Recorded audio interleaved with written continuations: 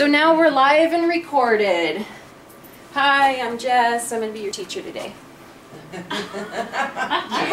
won't see me the rest of the day. I'm not standing in front of that camera.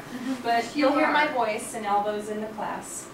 So just as a review from last time, we have talked about how we have two different desktops usually. One that says test, and then you all have one that says live. So it's important to not go into live and go into test. You log in, you click on it, you get this menu screen. You click on clinical, you click on status board. Once you click on status board, it automatically brings you into the My List routine. Any patients that you had on your list last time will still be on there. So what you can do is you can go to Edit My List, remove all, and save. And then, I'm not actually going to do that. And then you can go to Edit My List, and you can find your patient just by searching. But really the easiest way is to go to the med-surg location or the OB or nursery locations, depending on what you've got going on that day. By clicking the Any Location list, click on med-surg. Everybody was successful in finding your name on this list as soon as it loads. Yours is stuck. Well, I was in patient assignment by care provider, and I pushed on save once I did cancel meetings. And so now it's just running. Sorry, somebody said they had a question. When patients get dismissed, do they automatically fall off our list if they're off the desktop? Well, if someone replaces them in that room, you know what I mean? Right. If you have your assignments made by bed, it would happen that way, but if you haven't made just the room, like the bed number assignment, and it's the patient assignment, then we want to set it up so they'd fall off your desktop after a couple hours, but that they would stay on there until you would remove them if you wanted them gone sooner.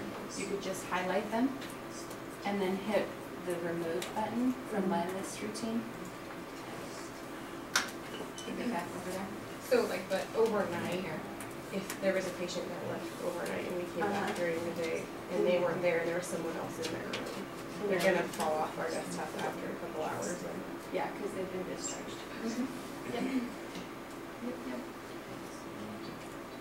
And if not, this is how you can do it. We'll have to test it out because we haven't had a lot of admissions and dismissals going on yet. So, but in theory, yeah. So then, this is our status board. We went over what all of these column functions do the last time that we had class and talked about how to open up a chart. This was the main status board. This is the detail box. This detail box changes depending on which patient you have highlighted in green. So you can see Spike Humperdinck has a lot of information here. He's got orders and the full swing of that patient activity. Megan O'Donnell, she hasn't had a lot of nursing documentation done, and so there's not a lot of stuff in here. And this is a brand new patient, so all we see is the attending provider here. Does anybody remember where the visit notes are? It's the comments box of the detail section. So down here, when I click on comments, I get that free text. Remember, it's not saved to the permanent record.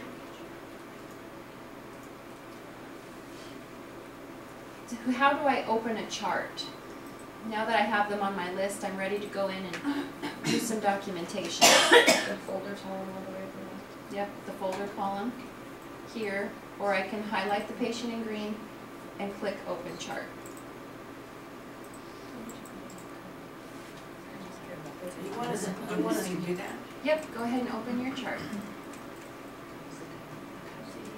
And your work list should be blank. It defaults you into work list.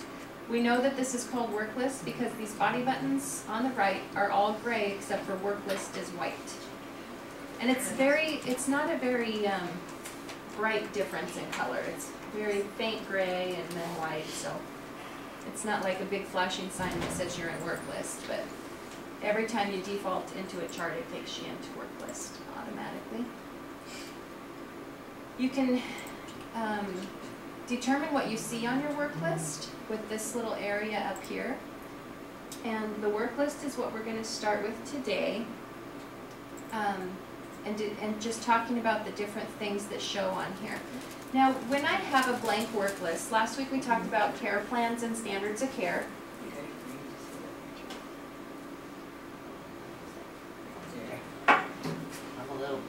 You're doing great. I hear you. You're just right and caught up. You're doing awesome. Good job, Kathy.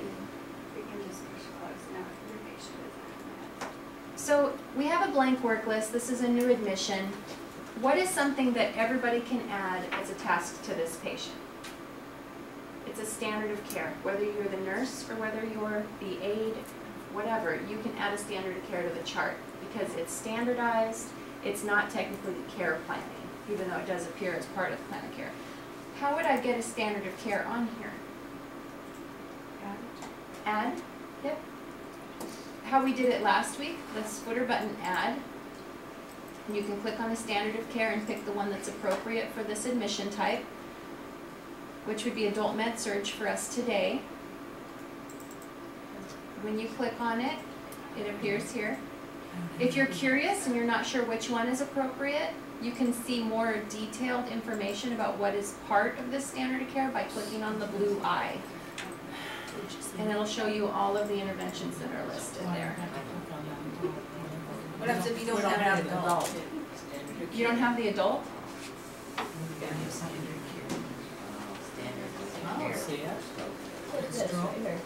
Oh, go to your standards of care. There you go. There you go. Were you on It's all right. interventions? Yeah, it defaults you into the Adult med interventions. surg. So there's a few different buttons to pick from. And then you Okay. can push save. Because right when you come into add, you were on interventions. Yeah, I know. Must have. And then there's intervention sets, which would be like our fall assessment, like our fall prevention task group now. And then we have that standards of care. There are actually 2 pages in the standard of care lookup. So there's this next button at the bottom of the footer buttons, right there. So you can see like our standards of care go from adolescent down to Remicade on the first page. And when you hit the next button, you see Rituxan through labor and delivery, which will actually only have one OB. It's not fixed yet, but it'll get there. So once you've found and you've clicked on adult med surg, it should appear here in this area on your screen. There should be already a check in the box and it says 1 selected items. Click save. And now you have something on your work list, right? So everybody can go in and chart vitals and show the hand washing video and maybe empty a sanity pan and try the INO, something like that. All those things that we do on a new patient. The way that we learned to do this last week was we went to the plan of care button. It's a body button right above the work list. And do you notice that your plan of care button is red now? That you have items in there? We don't want you to give up. It keeps getting stuck. Your computer. Okay. It's the computer. It just keeps. Well, Do you want to try to log into that, Sandy? we definitely want you to have a computer that works. And I've taken her completely out. Yeah. Yeah. Or what you could do is I could put the laptop there for you. If this one doesn't work, I mean, one way to try. Devin wants to go there Here's a anyway. nice little chair Like, for you. plan of care Devin's supposed to be lonely. red because mine are red. Yours did Just turn red. sitting there. When I added Even though this it's to the junk plan of food. care that did turn red, Eating cheese. I don't even have, okay, what screen are we on? We're on overview. right now we're on plan of care. And it should default you into the overview. I'm gonna go back to work list because I'm gonna wait for everybody to get caught up with me and then we'll go back to There's work. not enough My room plan of care for all did my turn trash. red. Oh, I better get log out of here, don't I? Yours didn't? Mine didn't, and then your revised at the bottom turned red. It says on plan of care. Mm-hmm. Mine didn't do that. Or To review. I think the deal with that is that Carol Lab has been admitted for a few days, so her plan of care, every 12 hours that button turns red. I bet that's why mine turned red and yours didn't. Yours is brand new, hasn't been for 12 hours.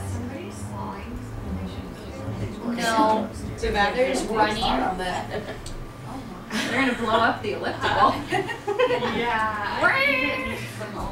So that lands We're on going top. about 15 miles an hour on the, it's red, that's when you have to I don't know, remove what it is that until called, it treadmill? turns regular. I don't know my route side. Yeah, you still have to review your plan of care at the beginning of your shift. I'm always So the afraid button I'm might gonna not fall turn red, but it does turn red if it's been 12 hours since the last time it was reviewed. That's like a reminder. That's how I Hey, envision myself you when I haven't read reviewed online. me yet.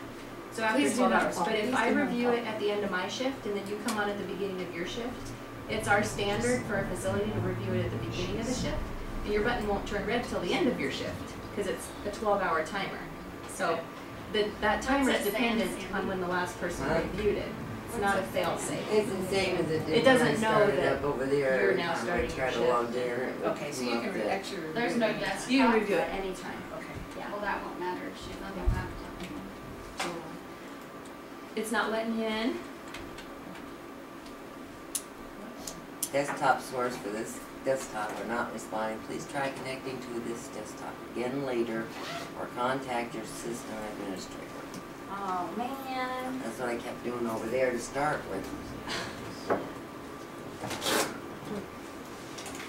It's just because I don't think we have a desktop available. Are you still logged in over here or did you log out? Well, it was. She's logged out. Logged out. Because that computer just isn't working. It just hates us. Here. The computers don't want us to do training today. The computers are working against us, which technically that would mean they're on our side.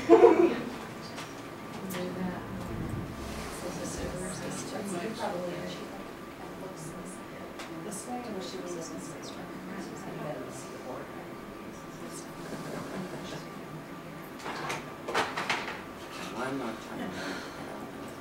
Maybe it's time you should go home and take a nap. I should go home and ride the Harley. It's gonna be nice. You're not going home. It's gonna be 70 degrees today. Couldn't we have done this outside? Yeah. Come on, at Why school couldn't- we used to do that. I could probably mount it on the Harley. We would. Our teachers would feel bad for us, so they'd let us go sit outside. Given that you're an elf. There you go.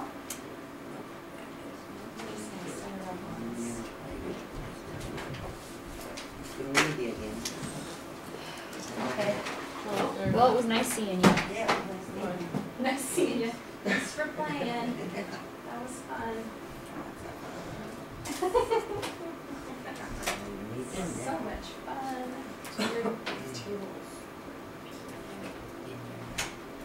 Alright.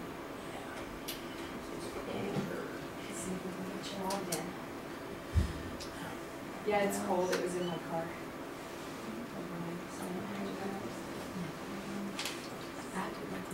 Starting windows. Maybe you should get bifocals. It's like fireworks. And then no one would know. I'm supposed to go to the eye doctor's tomorrow. They called me that day. Let's go to your house.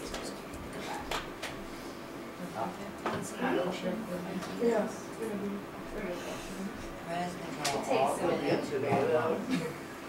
There you go. We're getting somewhere now, right? Third time's a charm, right? Oh, is there a switch user with the right one? You gotta like cross your eyes to focus. Okay, then I want 8.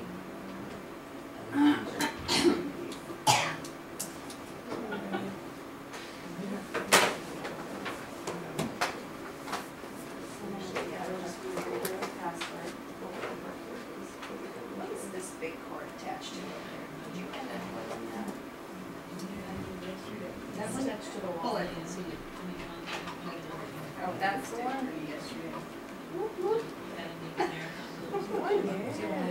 How did they see that?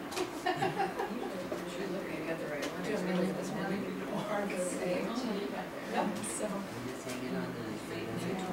Okay, now you have a little more desk space. She's taking that.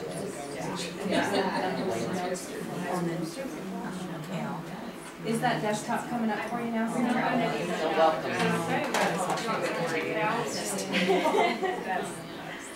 Along with the other 13. You can just we don't have like a container unless you prefer your keyboard closer to it, wherever you want it.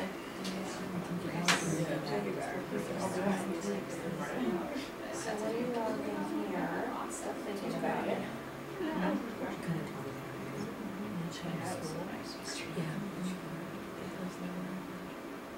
Well, we're waiting for them to go in and review the client care. And then we'll get you set up with that standard of care back on. Okay.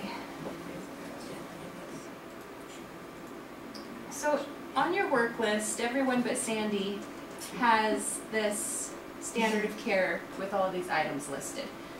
When you click on care plan on the right, this is how we added things last time with our session last week. So this was blank if we didn't have anything on our work list yet. And then there's an add button at the footer here too. And when you click the add button in the plan of care, you can pick a standard of care with the buttons at the top. You can pick a care plan, and remember the care plans are associated by diagnosis. If you want to see what's in the care plan, what do you click on? Information button, yep. So that'll bring up what is and is not part of this plan. Return to lookup is in the footer button. There's several pages. You can search if you don't want to have to click through all the pages, which lists things in alphabetical order. If I'm going to search, what's important to remember about searching? Any word. I can search by identifier, mnemonic name, any word. Yep, any word is the one we want. So I can add care plans, critical paths, problems, standard of care, intervention set, interventions, single. And I can search with any word. If you click on the standard of care in the plan of care, adult med surg is already grayed out because it's already active on this patient. It's already part of this care plan now. So anybody can add the standard of care. I think it's our standard within 4 hours we need to have our care plan started. So we would go in here and add to plan of care. Go ahead and cancel out of plan of care. And then click on work list. And we should all be back here. Is that desktop loading for you, Sandy? It's thinking really hard. Sandy It's found taking it a while. when she I was was home. playing block. We're gonna put here on this view. So this is kind of like the Wise desktop. Okay, I will put something. And then type in your credentials. This is, doesn't that kind of look like the login button? Yeah. Does anybody remember how you can change the frequency on a plan of care? Like you have your interventions that are part of the care plan. And this is what defaults in is the frequency. And we haven't talked about how to do this from the work list. But from the plan of care, you could click in the frequency column and change the frequencies here. And there's certain things that you can type in. What kind of things can you just free text in there? Anybody remember? You can do a time. Yep, like I can do 10 o'clock. I can do more than one time. I can also do, Comma, no space. yep, with comma, no space. So 10 o'clock, comma, no space, bar, 2 o'clock. Then you can just put forward. Oh, Several hours later. When you hit enter, then it appears and changes it.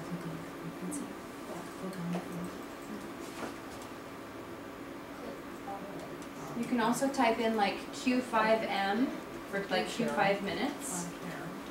You can do Q5H for hours, Q5D for days. When you type in like Q15 minutes, you can do Q15M times 4, comma, Q30M times 4, comma, what? so when you type PRN, you always have to put the period in front of it. And yeah. And then you can type in like Q1H times 4, comma, and then you can do Q4H. And that looks pretty familiar. That's like our surgical vitals routine. So I've just programmed this frequency to run clocks every 15 minutes times 4, every 30 minutes times 4, every 1 hour times 4 after that, and then every 4 hours forever thereon.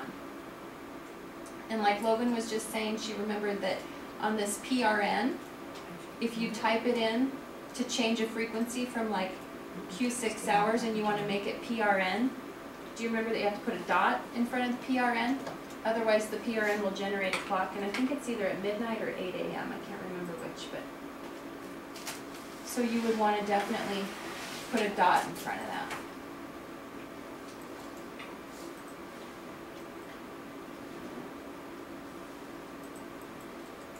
If I type in once, it'll accept it, but it follows the clocks that are set up for pharmacy on those pre-set up ones.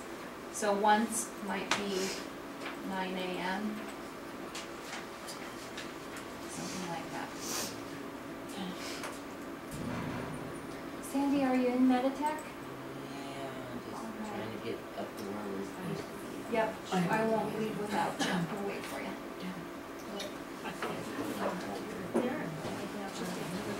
Did everyone hear the question Kathy Bowman asked about the reviewing care plans? You can review a care plan whenever you want to. You don't have to wait for the button to turn red. Now, on my patient, do you see in my footer button while I'm in my plan of care that my review button is red? Yours is probably not red right now. It's probably black.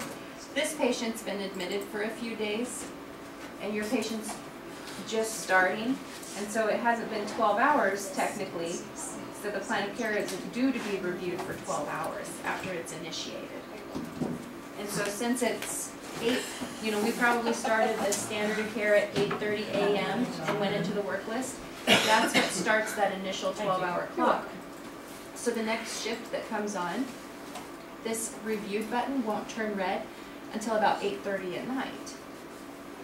But we all know that we have to review our care plans at the beginning of the shift, and you can review them anytime, whether your button's red text or black text.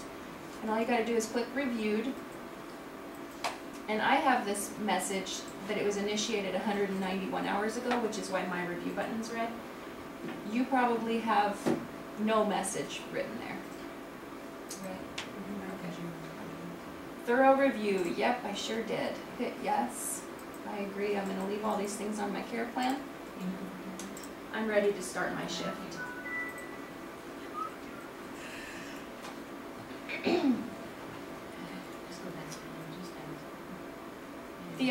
This is kind of a bonus question, but there's another place that you can go in to review the plan of care. Does anybody remember where that was? Other than this reviewed footer button?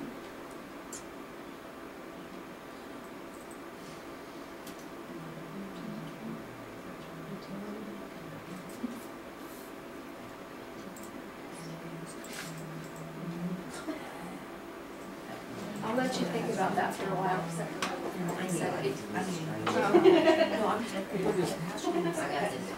Oh, Yay! Hey, look at you! You already got standard of care. I'm just texting you in person.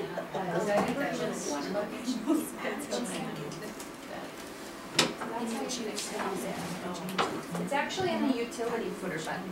You just click it. When you added this to your work list, did you come down here and you can type here? You can free type whatever you want. Because I did that. Yep, exactly. Okay, so what I was just showing was a review from last week. That last week we had a blank work list, so we went into blank camera. And this is where we hit the add button last time, and we can pick care. So what would you change? This is what would be cute. So we could do it this way, or you can do it right over. Because you can do that, and then there are a lot more options than what you have to add. So then you click it, and we just talked about if there's a review and you search, you have like you could put 1, 2, there's pages at the bottom that you could flip back and forth on. And then, by diagnosis.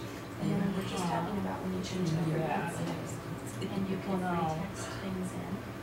So you can press the keyboard side, 15 times 4 common space. Yeah, all of that. And then the .prn, what do you mean dot means? Well, you guys keep Yeah. The dot means it won't generate a clock. So like if I had an intervention that I said at 10 a.m., but if I put a dot in front of it, it would never generate a clock at 10 a.m. So you only really use the dot. You just have to be careful because if you accidentally type a dot, And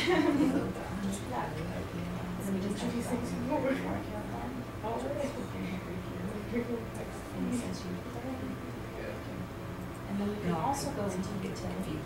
And there's a review button in here, and there's all these other mass edit functions that we can do out here.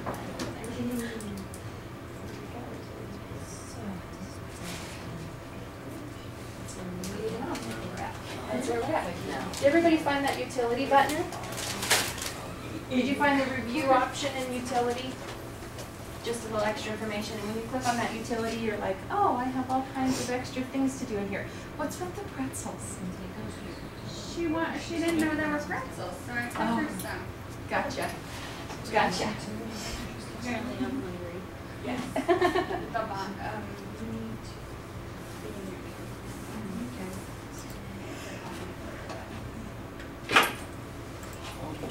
So that's the stuff that we covered last week, was the status board functions and the plan of care, which naturally takes us into the work list. Because what we have on the plan of care determines what populates on our work list.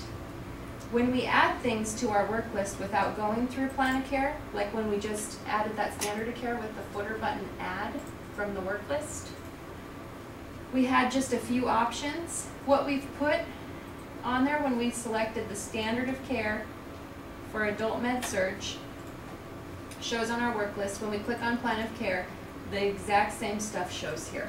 So it's a direct relationship to what shows between the two, okay? So if you're like, how did this get on my work list?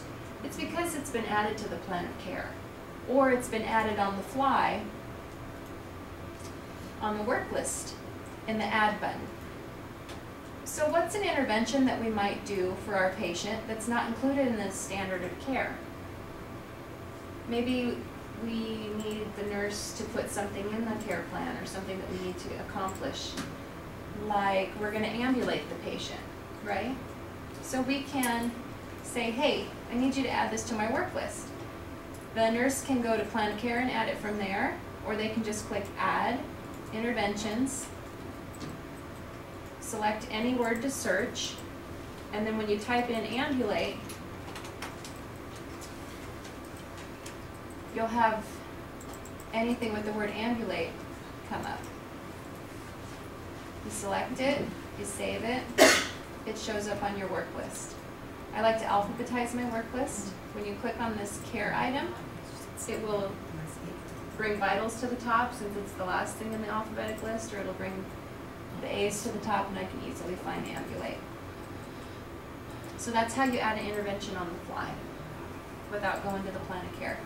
Now, I added it on the fly, but I just wanted to demonstrate to you. Go ahead and watch my screen. Ambulate in the hall, I added it to my work list with this footer button. When I click on plan of care, it's now part of my plan of care and it's listed here. Now, here's my standard of care. When I click the plus, it expands it so I see all those interventions. There's a thick blue line here. And what we talked about last week was the things down beneath this blue line are no longer part of the standard of care. It might be the start of a new plan. This just says it's an intervention. It's by itself, so I know it's a miscellaneous intervention that we added on the fly. Now, if I really feel like I want this ambulate and haul to be part of my care plan elsewhere, say I had a care plan by diagnosis for post-op knee surgery, and ambulate for some reason wasn't part of that care plan because whoever built the care plans was crazy, right? So then I can add it on the fly, and it's as a miscellaneous. Ambulate and haul. And I can go to utility, and I can click on interventions, and I could select to move miscellaneous. If I had a care plan, I could say I'm going to put it on my post-op knee care plan. It needs to be part of that. So it's hanging out there as a miscellaneous, but with the utility button you can put it and file it somewhere else if you wanted to like clean up your care plan, okay? So that's kind of how when we add stuff to the work list on the fly, it affects the plan of care. You're just sitting perfectly still and it just fell down. My foot hit the board, I think. But what was it? Something I need to pick up? It's fine. Okay, pull your screen off the desk. So very good. And if it did, it wouldn't be the first person it happened to, so. Okay. And we wonder why our computers don't work. Yeah. Okay. Any questions about how the plan of care affects the work list and how the work list affects the plan of care? They're very much related. Okay. When I discontinue something from my care plan, it falls off of my work list. It's no longer active, so it will not appear on my work list. So if you have something that's set to complete in your care plan, discontinued, anything that's not active falls off of your work list. But it's still on your plan of care, and you could choose to go back in and reactivate it. So my ambulate hallway in my plan of care, I'm going to put it on hold. Guess what fell off my work list? Ambulate. So now I'm the one that's working in the work list, and I'm like, hey, I need to ambulate my patient, and it's not on here. So I'm going to go to add intervention, any word, like any logical nurse would do. Click on type in ambulate and hit enter. Well, why won't it let me click on it? It's grayed out. What's up with that? Because it's already on my plan of care.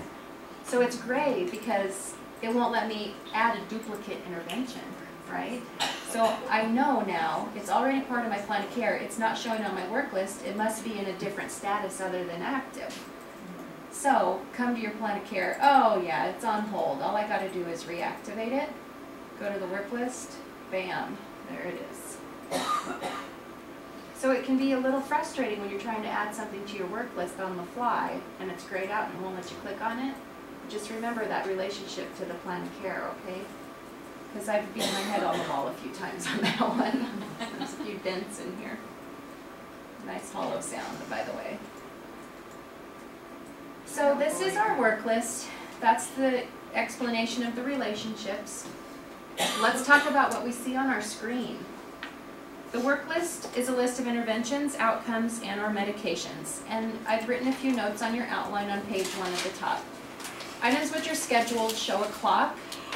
Items which do not have a clock are not scheduled. Items added or edited on the work list update to the plan of care. To determine what you see on your work list, check the item to include at the top of the work list. It says include. I can choose interventions, which will show green boxes.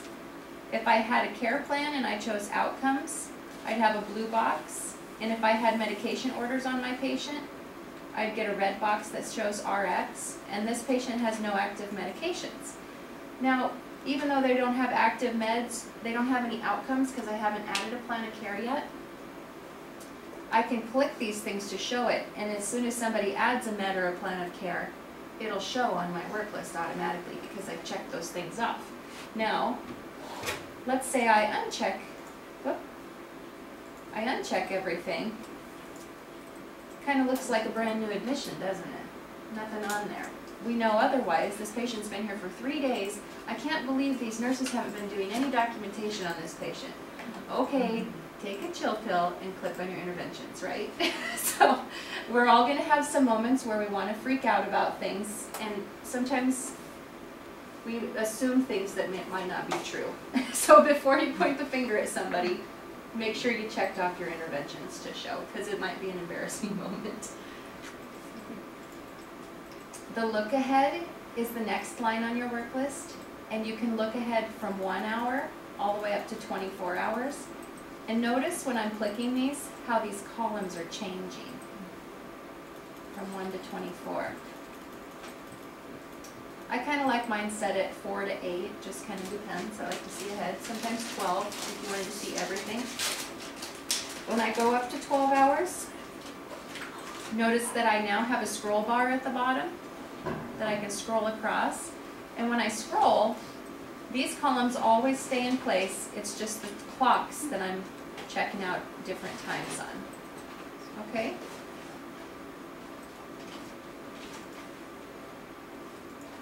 Now, I want to show you, we talked about plan of care last week, but I just wanted to show you how this looks on the work list when you do have meds and outcomes to show on your plan of care. So I'm going to go into my test patient Spike Humperdinck, who has care plans that carry him to the moon and back. I tried to clean them up. Oh, did ya? It'll just take a minute to load in. You'll have to change your gear though. So here I have just my interventions. They're all green. That's how I know they're interventions. When I click on outcomes, we'll give it a Meditech minute to load. Who remembers from last week what this looks like? The blue target. Does that look familiar from last week? And remember how we set goal dates for these outcomes? Poor Spike, he had a goal that was due 8 days ago. It's lit up in red because it's overdue and it hasn't been evaluated for a while. So it does tell you, it could generate a clock if we set a time on it, but because we set a date on it, this will turn from black to red when it's due. If it was due 8 days from now, it would be a black bullseye and it would say 8D in black without the negative. When I click on meds,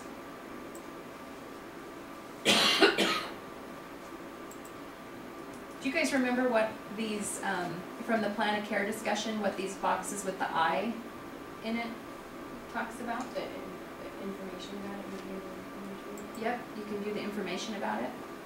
Here's what meds would look like from your work list. It'd have the RX, it would show some information, clocks. Your work list will get pretty busy if you choose to put your meds on there all the time, as well as look at all of these outcomes on my plan of care. It's got a lot going on.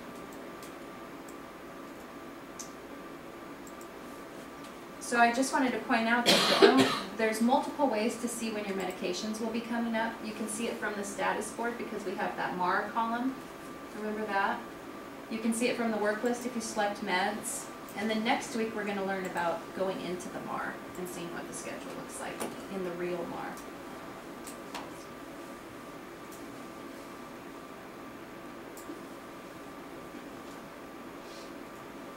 So now we all have the same screen again. I'm back in my test patient.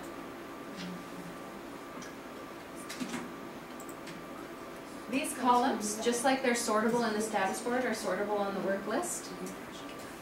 This blank yellow area above all the I's and A's, when you click on it, it will sort them. Which ones are the A's, which ones are the I's.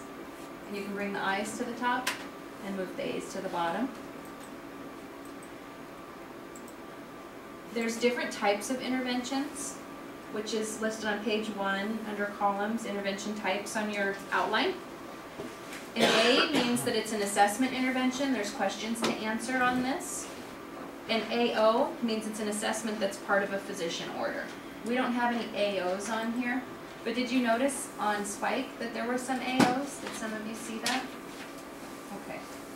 It would say A with a little O beside it. The I means I did it. There's no questions to answer. You just select it and save, and you did it. The IO means it's an intervention that's an I did it, that's part of a physician order. All edits to the orderable items, whether it's AOs or IOs, they require that you put in the physician's name as part of the order, that you have physician permission to edit that order. So if I tried to change a frequency on something that was ordered, I would have to put in the physician's name and say if it was a verbal order, a written order, or where it came from, that I'm allowed to do that. And we talked about the bullseye and the target, and we talked about what the RX means. The field for care items is searchable. We talked about that it's alphabetic. This little icon that looks like a clipboard with a check mark by it, when you click on it, it will sort this to mirror exactly how it's listed in the plan of care in the exact order. In case you ever wanted to do that, I don't know why you would want to do that, but just in case, it's available to you. The clipboard with a clock on it will sort by frequency. from what has no clocks to increasing order.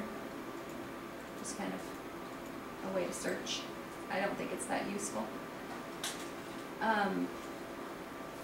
When you click on the work list, when you click on a frequency, you can edit it just like you can in the plan of care. So this .prn that doesn't have a clock associated to it, let's say, oh, intake and output is PRN.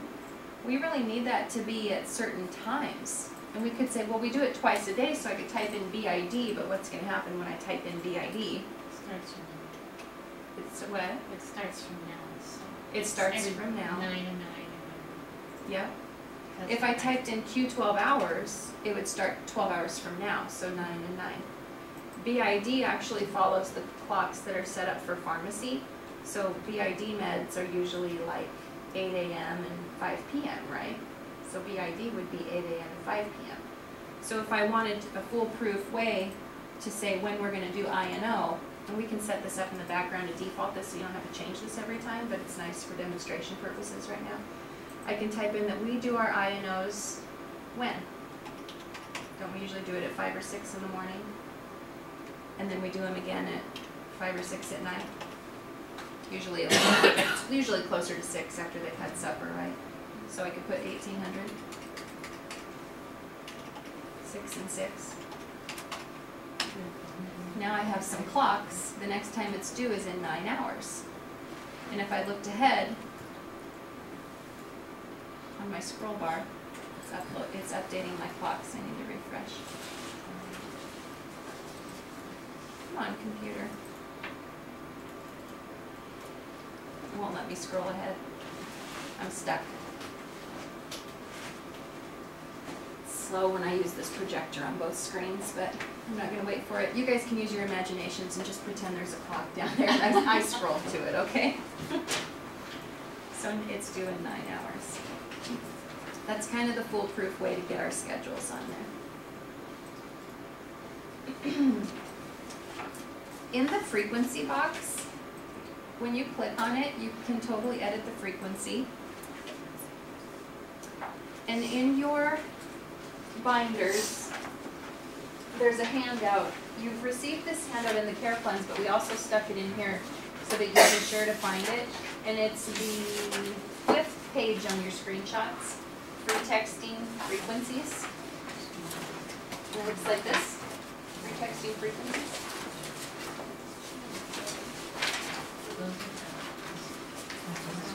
I would recommend that you flag this.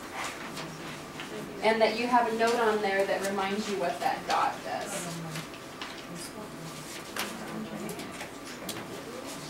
So that you'll remember, because it becomes a patient safety issue. It's about the 4th one in.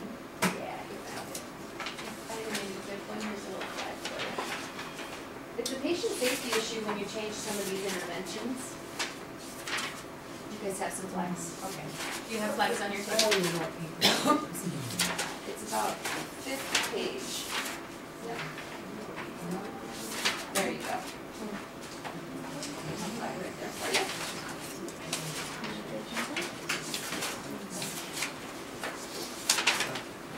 If you're changing Just something, a question. yeah, go ahead. Change that, I can get, okay, this step there, like, when you just go in there, you can type in your 0600, comma, 1800, and then how you, I hit enter. I didn't say that I did that. you hit enter. Yep, I typed it in and then I pushed enter. That's what I did. Thank you for stopping me. If I do that stuff to you, I don't do it on purpose. It just kind of gets to be automatic to me. Yeah, well, I didn't know if you had to apologize. go down and add, or, Yeah, and it where didn't do do you put anything when I it? added, so. Yeah, Okay. exactly. Where the heck do I click in this thing? Yep. Yeah, you have to hit enter. I apologize, I didn't say that. Say we have patient safety measures implemented. So once a shift, we're going to check this out. Let's say that this was a patient that's high risk for falls, and we added that intervention set for fall prevention. Some patients we can check on them every 2 hours for just the checkoffs that we reposition and stuff. But then we have hourly rounds, and we can check off our patient safety measures every hour. But some patients we know, we need to check on them like every 15 minutes. So it becomes a patient safety issue sometimes. Like if you change that fall safety prevention to Q shift instead of Q 15 minutes or Q 1 hour, boy, we've really set the patient up for some problems. So it's very important to be aware of what you change your frequencies to. So, and to understand how you can change those things. I just wanted to point that out again. This next column is called, it's called nothing, actually. It just has a blue question mark, right? When you click on the blue question mark, though, you get this information that's a legend for what might be an icon within this column and what it means. And notice the last line says that you click in the cell to edit or view the item detail for the item. So whether it's blank or whether it has something in it, if you can be very precise in how you point your mouse, you can click in there and it brings up the item detail. And that's really what this column is all about. Hi, Macau. Hey, how are you? Did the cavies make it? Yes, they did. Good. Are they cute? Adorable. I love them. Oh, why didn't you bring one? Well, they were kind of dirty at the time. Well, we're really glad you took the time to shower too. Thanks. 'Cause I was a little nervous about that. I'm glad you had a successful morning. Good to see you. We just are reviewing and we're going through our work list. And where we left off last year, because we talked about status board and care plan, so we did a review of that. And now we are in, I think it'll be the last tab of your binder. Oh, that'll be the green one. And it's called work list. Yep. Alright. Go ahead and take these outline pages out. And where we're at is the bottom of page 1 on the outline. Okay?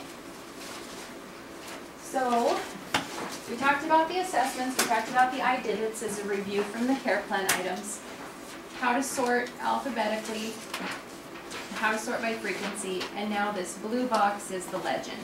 When you click in the legend box, you get the item detail. Now, let's say for this intervention, physical assessment adult, which might not be a very good one. I'm going to go out of this. How about this one, ambulating hallway? For this intervention, I want all the nurses to know that the patient likes to pretend to walk his dog when he ambulates. This saves to the medical record. So I want to be very careful about how I word things in here. So I might just put in here, per patient request, please assist imagination. Now it doesn't look so shady that I'm like making fun of my patient, right? Maybe it's a little bit more legally appropriate. I say that every time that somebody comes into this patient's work list, they're now going to see this little I box.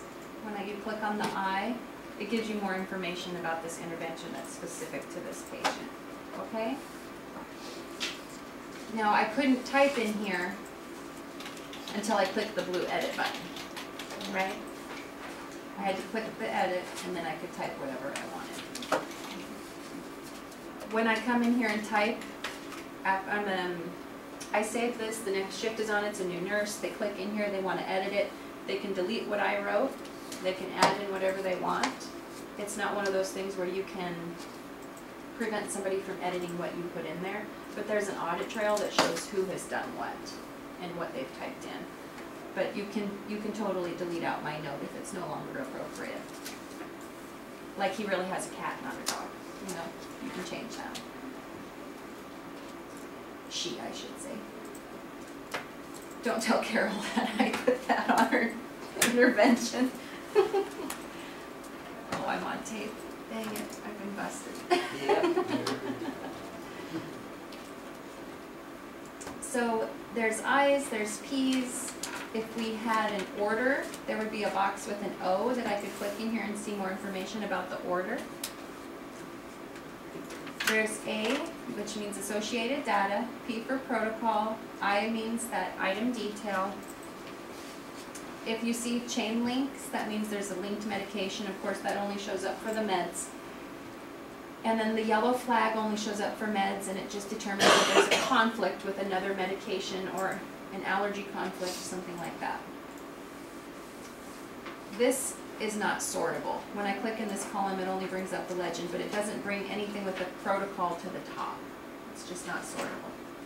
The last done column is the next one, which is sortable. If I had documented the last time that I did something, it would bring that either up to the top or from the greatest distance in time. However, I don't really like the label of the last done column. If you'll turn to page 2, I did put in your notes about that item detail screen, and that the blue question mark icon is actually item detail. This last done title is misleading because it's actually the item history screen, even though it says last done. It does both. So when you click in the empty box, it takes you to the item detail history tab, and you can see who did what when, basically. Like you can see that I changed the frequency several times. You can see who did it, what they did during that session. Is everybody there? Clicked on item detail? Almost? Okay. So it's just kind of that audit trail. This screen's really nice because say I put something in and I'm like, oh, I forgot to chart that, I need to edit my documentation. I can click on here and I can see which time I want to do, and I can see the exact date and time I want to edit, and then when I go into edit mode, it'll be easier to find it. And we'll go through this again later, but I just wanted to point out that this is useful information.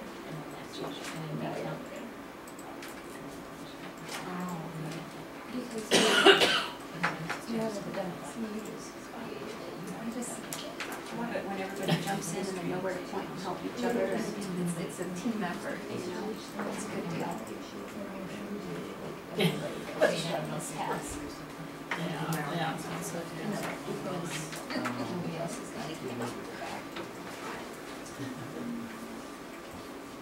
I just wanted to point out that that last done column is handy to see when you can edit things, or not when you can edit things, but when you did things that you might want to look back and see what you need to edit and try and find it.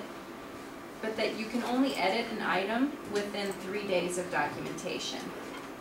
So if you have something that you had done last week on a long-term patient, a swing bed patient or something, then you actually have to go to IT and ask special permission to edit that patient's record if it's past the 3-day mark.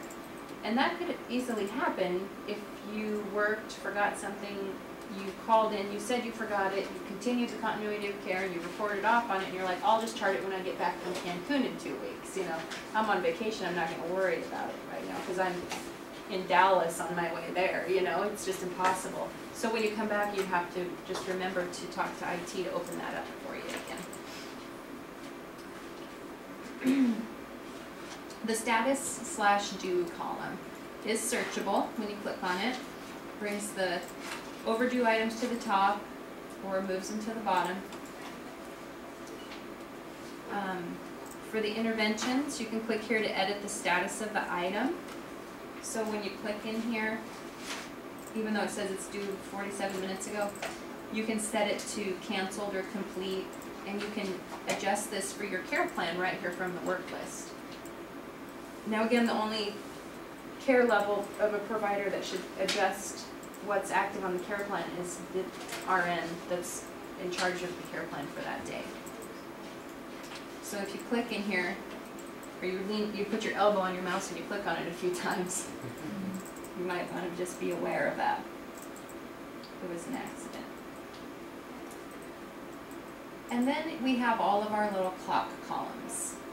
And when you scroll over, now you can see but my past medical history has a 2 o'clock clock on it. My intake and output has that 6 o'clock timer on it. That kind of thing. The red columns versus the black columns, and then there's a column for now. And just like anything in Meditech, red means that it's overdue, that it's past its time. Black means it's a future occurrence. You can put check marks in these boxes, and you can chart all kinds of things at once. You can try to chart multiple future clocks on an item, like IV site change, and then you can try and scroll ahead and find the next clock, or try and chart here. You can click to select multiple items, more than one item to chart on all at once by putting multiple checks in the horizontal planes. So I've checked off IV site change, Morse fall, all these items. When I click document, it'll load all 5 of those into my screen, and we'll get into that in a minute. If you check and click your mouse in the header that says today, maybe yours says 0825, maybe a little different than mine by a few minutes, but by now we should all have overdue clocks. It'll check off everything in there. So I can go through and I can check off all kinds of stuff to chart on. Boy, that's going to be really busy, right? That's going to take forever to load on my desktop, first of all. And now I can go in and I can one by one uncheck these, or I can click the refresh button and it'll get rid of all of them for me, which is so handy. So you lean on your mouse accidentally, you discontinue a few interventions, you put checks in all the boxes because you happen to whirl your elbow around. Just hit refresh, it'll get rid of the check boxes, and then notify somebody that they might need to look at that plan of care because you lost a few things on your work list. So we're going to go ahead and click the column that has all of these items listed as overdue, that first column. And we're going to go ahead and click this footer button that says not done. And everybody should get this little screen that comes up. It's asking us for a reason why it's not done. And we're going to say previous shift. The previous shift was responsible for these items. Now we know that some of these items we can complete. But if it was something like an I&O that wasn't done, how do you know what their tallies were? They didn't leave any notes, so we would have no option but to chart not done. Previous shift. You get the red X's in there. You can hit refresh, and it'll fall off your work list. Okay?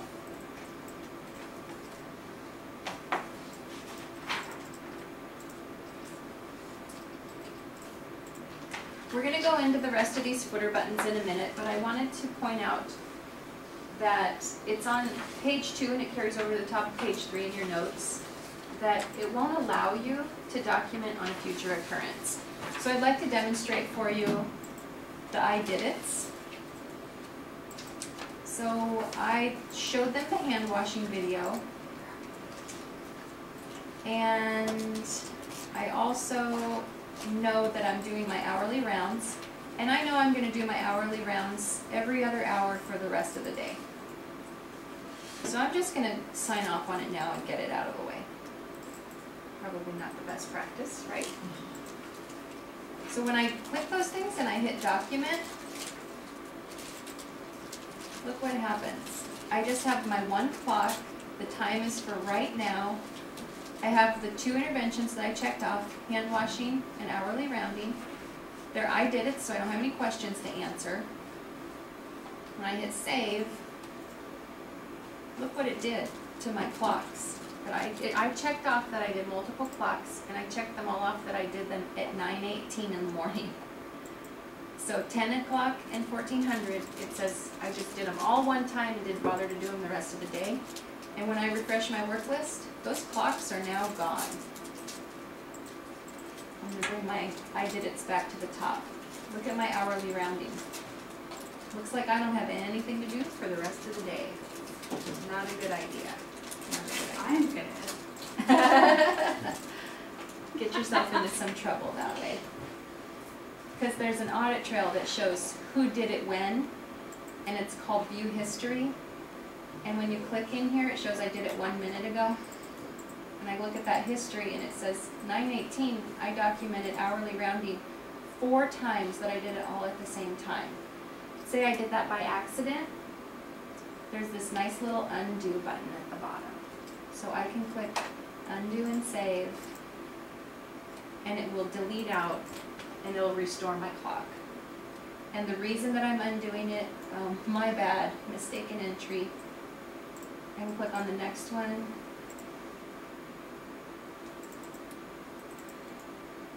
And hit undo and save.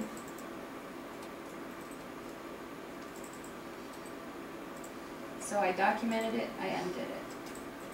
I documented it, I'm going to undo it. And now I just have that original documentation here.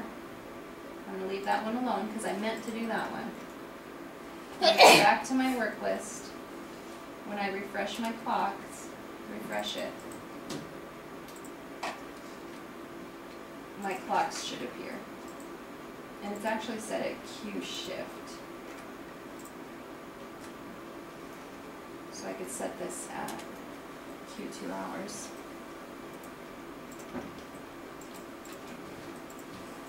And every Q2 hours from now, it'll be due. And it gives me a clock in my now box to let me know that it's due right now. And here I can say, not done. Why didn't I do it? Because I just did it 15 minutes ago.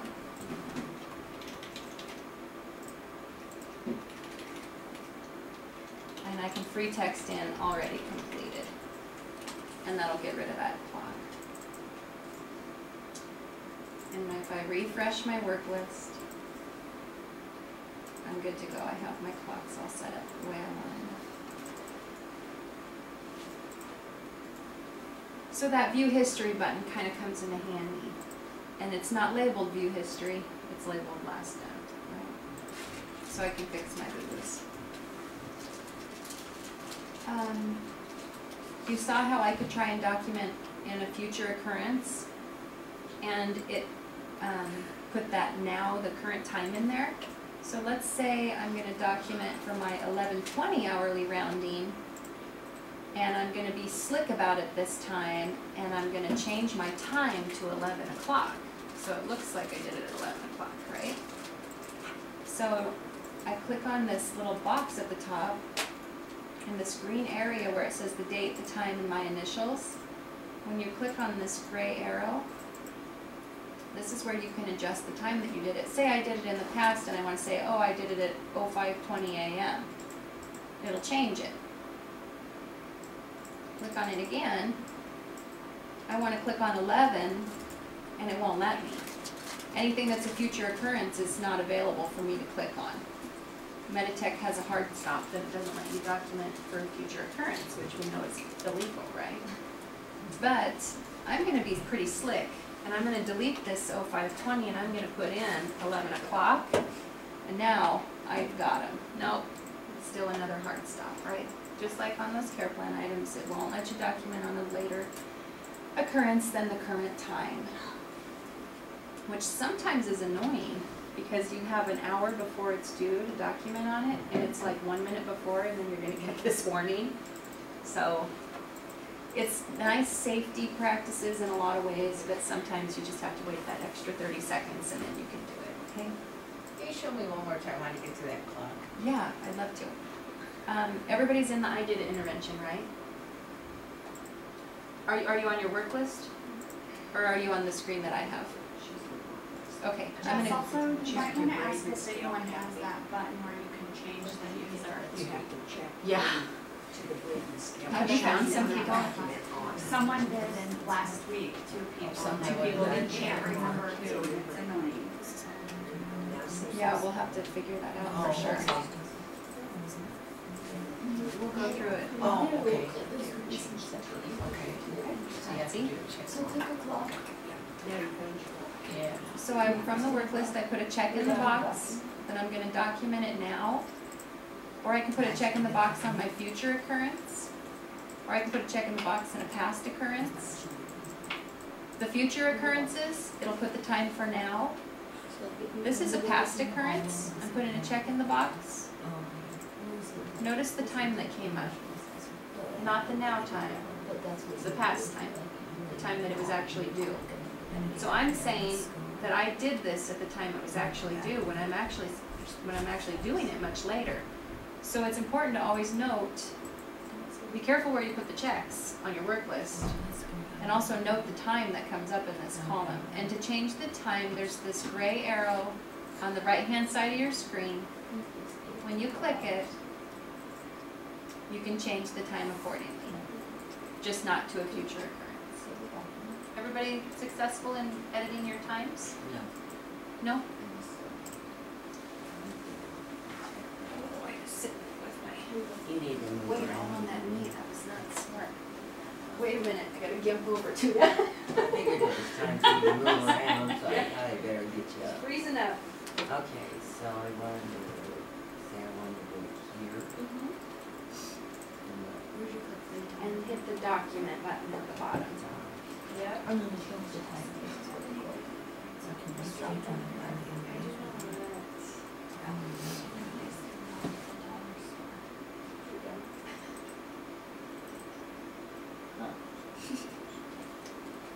Takes a minute to load that. Oh, you picked the big one. That's a big issue. Okay, I did it just because it was notes, that's okay. Let's get So rid of that. we're just pretending that we're documenting the physical, and this time, click on this gray arrow button and edit your time. If you click on a future occurrence, it puts the now time. If you click on the now box, the now column on your work list, it puts the now time. When you click on a past occurrence that's in red, it shows the time for the past occurrence. It doesn't show the now time. So you just have to be aware of that time column at the top. It shows in green first thing when you click into document because it wants to draw your attention to it, and it's asking you, reminding you, do you need to edit this or not? So it turns that bright green for a reason. So if it's scheduled to be done at 8, and you don't get it done until 9, and you chart it at 9, and it's set for every 4 hours, is it gonna adjust automatically the time on there to 4 hours from 9, or will it always stay at 4 hours from 8? I don't think it adjusts the future clocks. I think it just keeps it on that schedule, and then from there, your clocks in the future stay the same, I think. When we're testing them out though, if it doesn't do that, then we'll know that we can't do it. Because on our old systems, whatever time we chart it from, And then it would it would readjust it for 4 hours from then, I rather think- than staying on that. I think it keeps it on its schedule from when you started. So when you started that frequency, it goes every 4 hours from then, no matter when you document it. Is how it's supposed to work. I haven't tested it out completely, so we'll see when we're all playing with it. So now I can hit 0900 and it'll allow me to do that. And I just charted my 8:39 was done at 9 o'clock. And you can do the same thing on an assessment. Any intervention with questions on it, you can do the same thing as an I did it. You always want to check your clock and the time at the top and make sure that it's what you want. The footer buttons in the work list, we've played with some of them already, but we'll just formally talk about them just to be sure. The refresh footer button will manually refresh your screen. It also takes away all the check marks if you get too many on there. It automatically refreshes without pushing the button every 5 minutes. Just like your status board auto refreshes every 5 minutes, so does this. But you can refresh it in between. The view, let's see, the change view button, that's one of those things. Remember in the care plan we had that change view button, and remember on the status board we had the preferences button that were a do not touch kind of button? This is another one that's a do not touch kind of button. If you hover your mouse there, I just still think it's so funny. Sarah Sweat said you put your mouse over that and you should have a little icon that comes up on your screen and does this. Get your mouse out there. Don't even go there. This is cute. If you go into here and you click that you want to see no active interventions, no matter what you do, they're not going to show up on your work list. You're really going to be stuck and confused, and it'll make it difficult for us to help you when we're live. because somebody has edited their preferences or their view. So don't go into that. It makes it very difficult. We'll have a training down the road, just like the other types of preferences. But we just want to have everybody get used to the same view so we can help each other out. You have your hourly rounding set at every 2 hours. How come you don't have a clock till 1 o'clock? And it's 9:30 in the morning. And I just set mine for hourly and I don't have a clock till noon. I have no idea. It's broken. Needs addressed. I don't know why that's. Talk to Meditech. Taking your Meditech minute. Meditech hours, that's 6 hours from now. It's kind of strange. It is.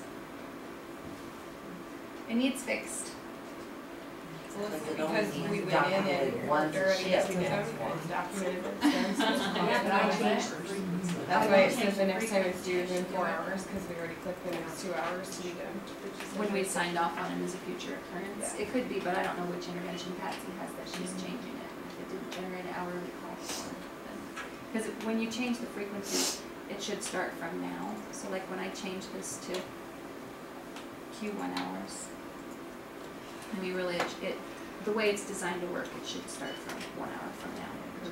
And I should get even a now box in here that I can document it on it right now for this hour, and I'm not getting one. And see how it's still, see my Q1 hour is working. It is. Well, my clock is technically working. But she's saying that But it doesn't it's- start till noon. It's not starting till noon, exactly, and mine did the same thing. Okay. All right. And like Logan pointed out, maybe it's because we documented that we did it Q2 hours up to that point, and then it took it from there and made it Q1 hour. But it really shouldn't be doing that. It would be above the needs fixed. Chris. Does everybody know Chris's name? I take it in vain on a regular basis. No, Chris is our specialist from Meditech. Chris, we call him on a daily.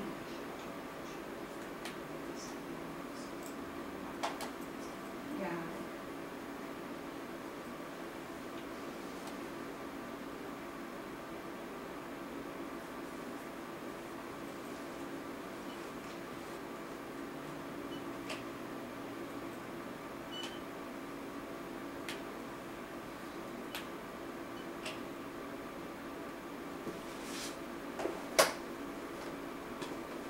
This is why we practice and test. We get all these bugs worked out before we go live in June, so we have a little time to fix stuff.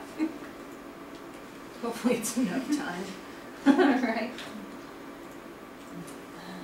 So then we have this add to footer button, which we played with right away. So any questions about that add routine and what it does? No? Okay. The not done button, notice how it's low lit and I can't select it right now. Is yours the same way? So it's because I don't have anything checked off. So I'm going to just check off these 2 red clocks that I have, and then I can click on it, it's available. Patient, not in the room. Why not?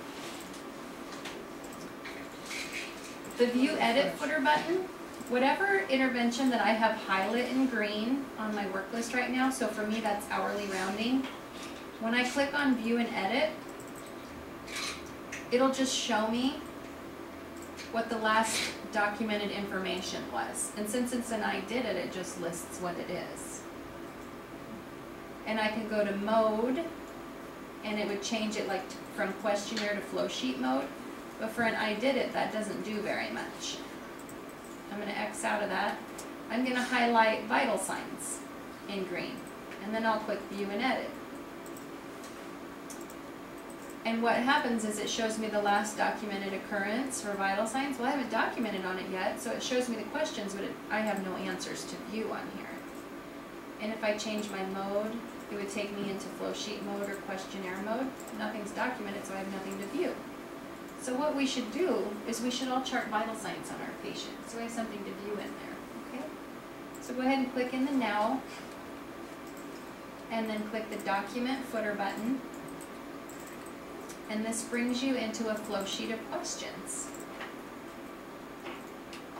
And when your screen came up, did it look like my screen? Or does it look a little different? Does it look like this? Do you have blank boxes, or do you have multiple choice items in your boxes? You have a little of both? You have blank? Okay. What I'm doing is in my mode footer button, when I'm in the document screen, I can switch it from flow sheet mode, which looks like this, to questionnaire mode, which looks like this. The questionnaire mode shows me what my multiple choice selection items are.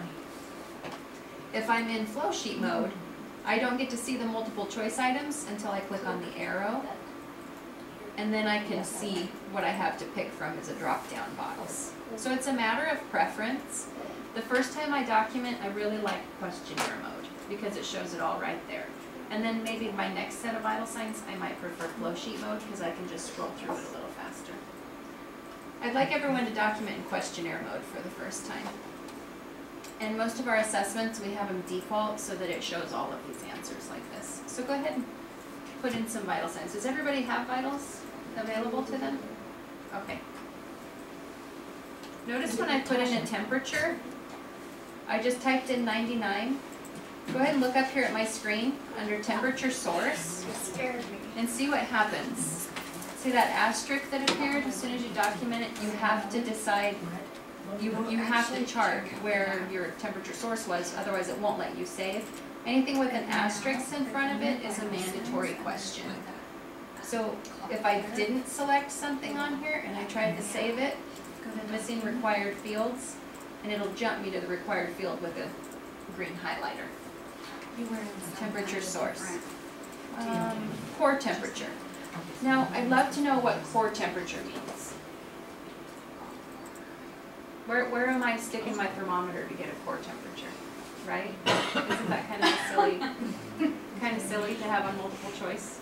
Because I have all of the traditional ways of getting a core temperature, and we don't have central lines that have temperature probes on it. So really, I'm going to get rid of that because we have no way of saying how we got this core temperature. Unless anybody can think of a reason to keep it. I mean, I'm open to suggestions, not really. Okay, I think it's kind of ridiculous.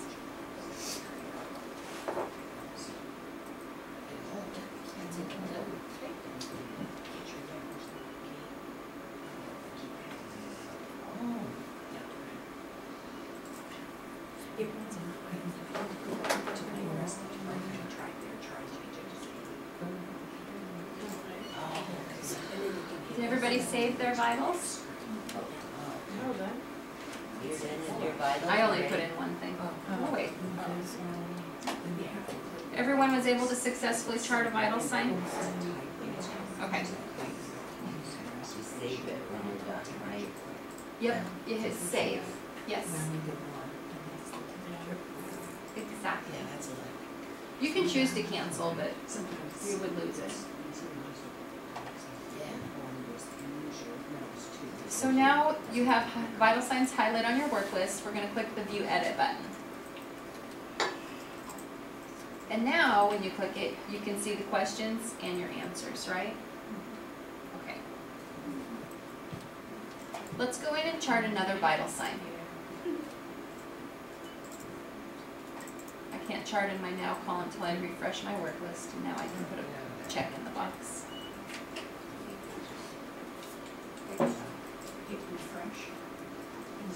Does your screen look like mine? When we click in the Now box, it's just automatically go to that vital signs box. Bring it up again. You clicked in the Now and you hit Document? And now you know how it comes back up. Okay, no, it's not automatic, but I wondered if yours was automatic. No.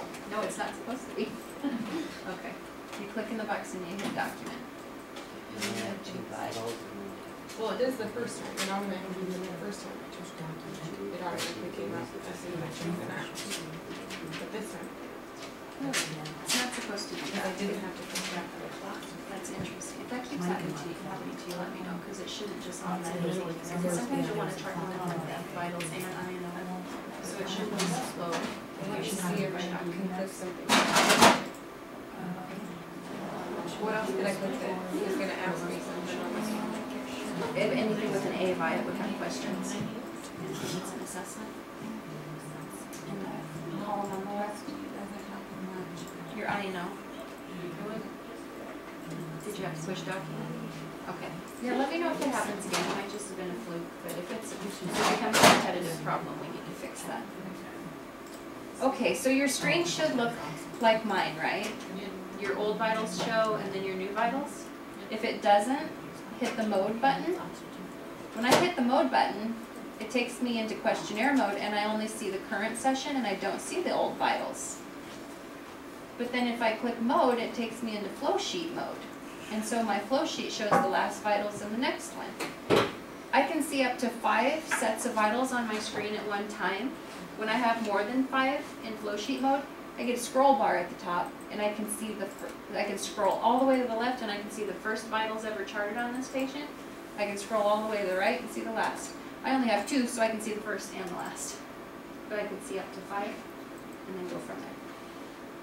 If I didn't want to see the last one, but I like flow sheet mode, these buttons at the top can expand and get rid of that. And now do you see that I'm only choosing to show one at a time? But because I'm in flow sheet mode, I can scroll over and I can see the last occurrence with that scroll bar. So this button controls, do you see where I'm clicking at the top, that little spreadsheet on the very right, up towards the top left? Clicking on it determines how many I see on my screen. This button in the middle that looks like a spreadsheet chart, it actually determines how much information shows in these columns with the questions written in them.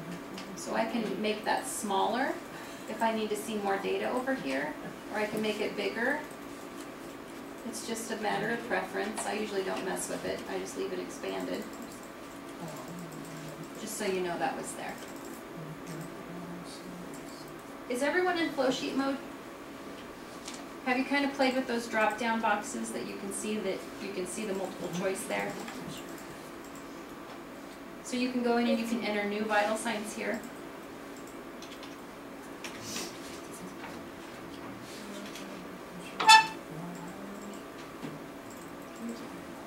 If I click on my old vital signs and I highlight something, notice that in the footer I have an edit button available now. When I'm charting on my new item, there's no edit button available. When I'm charting on an old item, I can push edit, and now I can adjust the last vital signs that I actually did do a respiratory rate of 20. So I can edit the old and chart the new at the same time when I'm in flow sheet mode. Save it.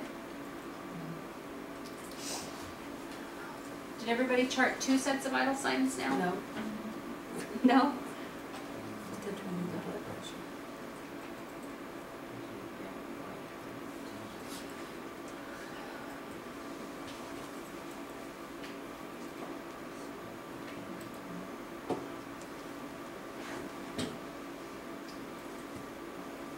Once you get your vital signs charted, you can click in this last done, that shows that item history.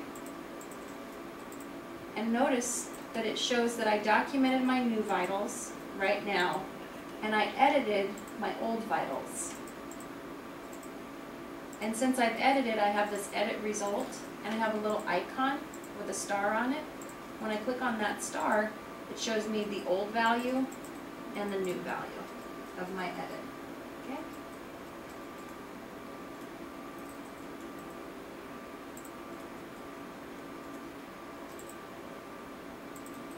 I hear lots of clicks. It's my brain. Is everybody playing with that edit feature, and are you able to view your edit? Okay, so here's a checkpoint. Where do you go to view your edit? Which column of your work list?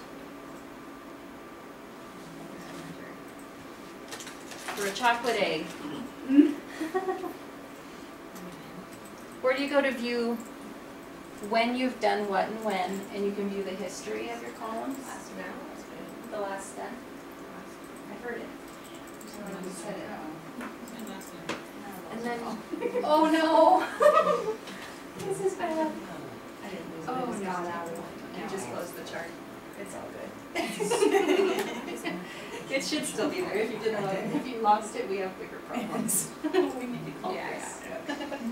Okay, so that last done column. Did anybody do an edit on your vitals? Raise your hand if you edited. Okay, we're gonna take everybody through and we're gonna edit vitals because it's gonna be important that you see how you can do it. So on your vital signs, you have it highlighted on your work list. Is everybody here? No. Okay, click the footer button that says View/Edit. It takes you into flow sheet mode, right? And we're viewing the most recent activity that's done. Now, I don't have a column that I can chart new vitals because I didn't put a check in the box to document on it. I just highlight it and I hit View Edit. But from here, I can edit my vitals. So I can click in a box and I can say now the respiratory rate was 24. I really should have done that. So click on it and try and punch in a new number. Is anything happening for you? You know why? We're in view mode. We haven't switched it to edit mode yet. So there's a footer button for edit. Push it. Now we can do all kinds of editing. That was 20, and actually I think that last one was supposed to be 24. Well, I gotta hit edit, and then I can edit multiple ones at the same time. However many you see on your screen, that's how many you can edit. Why wouldn't it let you edit the blood pressure? I did It won't let you edit the blood pressure. Did you have a blood pressure entered the first time? Was it blank, and now you're trying to put one in? Yeah. Okay. Oh, never mind, I found it. Did you click on the new blood pressure location? I had one up, but then I had to click another one, but I figured it out. You figured it out? Yeah. So like. I've been when you waiting for somebody to ask about that, pulse and blood pressure. Yeah, well, that's what I was That's gonna what say. I've been talking about, I don't know how to do it. I've been working with it. That's You've been why I'm working trying with to figure out how Uh-huh. you put a pulse in there and, We have, okay, so like here where I went in there and I can edit, say, change my respirations from Yes. 16 to 24. Okay, but, okay, I forgot to put in that I did the blood pressure. So can I still do that? totally. Yep. So on the blood pressure, Where did it go? and the same as the pulse, Are you sure you have it in there? Yes, 'cause I had 113 over 70. you have to click on the You have to new click pulse on the location new or the pulse new blood pressure location. Or the new And when you blood click pressure. on it, I'm gonna actually switch to questionnaire Here mode. you'll select the When you click on it, So if you click on you get to pick the area that you're gonna take the blood pressure first. So I'm gonna take it in the right arm. Once I put the area in, then all those blood pressure boxes are available to me. click over the next box. Did that work for the? Did that go for you? And then 13. It didn't. Oh. There you go. Like you're gonna document. We I have- got a green. This and class, we have a lot of blood independent pressure learners, because location. usually the first thing everybody says is, I can't put my blood pressure in. Click on the words in the blood pressure. Click right there. There you go. Oh, okay, so I was doing I like, don't know why I it was does that doing to you, like- it defaults over into the wrong. so I was area. just going by the little plus minus. And you'll rather than You'll on select the one. word. So you Click right on that the green word. again and Yeah. try it. Go to the left arm, Then, right above that where it says left arm. Same with like left radial artery, Mm-hmm. and you put right arm or Try to type the blood pressure. measurement for your pressure. Pressure you know, location. Not that it really matters, but Yeah. do you know what Well, I mean? then go down Were to you the on blood pulse or pressure. blood pressure? Blood pressure. Blood pressure here? Yeah. So on blood pressure, you use the word right arm. Okay, so go to it new brought blood up your pressure measurements location 50 again. over 30 I to don't know why 70 your over box 40. isn't coming up. And I Right use there, left no, radial. the new so blood right pressure arm. okay. These values. It's the age of the patient. How old is your patient? Thing was 91. I'm new. Like I got, Okay, so it automatically So I changes did it, that. that's good, but that gives you what it's really Why supposed to doesn't it let you For go your to reference click on values. location? I work Exactly. on the words. Good observation. Like, how come that Keen Justice eye. isn't letting her get Yeah, a new new location. location. But That's right. doesn't this have to have some of them little check marks? Are you in edit mode? Because I had her go back in. But So you're just in regular So click, document? it's gonna work now that she's here. Go to the green again and see, click it still doesn't have it Now you're, on the word. well, because you're just gonna, On the word blood? Oh, yeah, I know. in there. But it doesn't have the little things to Drop check. down arrow? I can't do this anymore this I week. don't know. It's like the, it's kind of like it needs a flashing sign, click here. It's like you It takes trial and Yeah. error. do it so much you can't do it anymore. I know. Well, you just got done teaching 3 days in a row, so you've got it all Friday.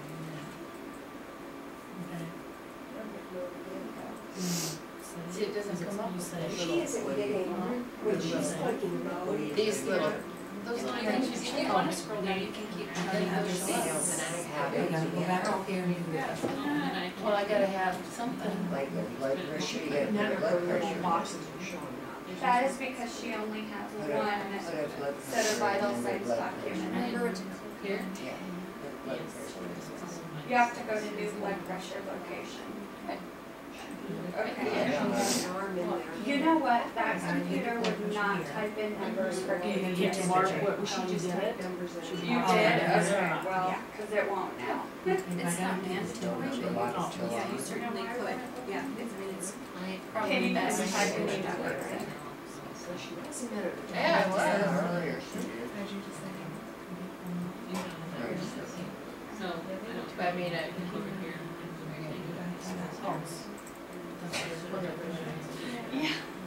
It wouldn't even let her do the ones on top yesterday This either. is just like that blood pressure thing where you have to. That push was on weird. variables where, yeah.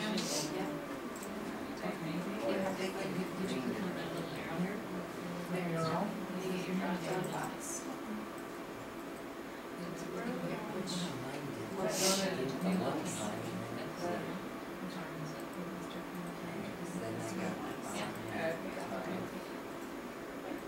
And you selected left.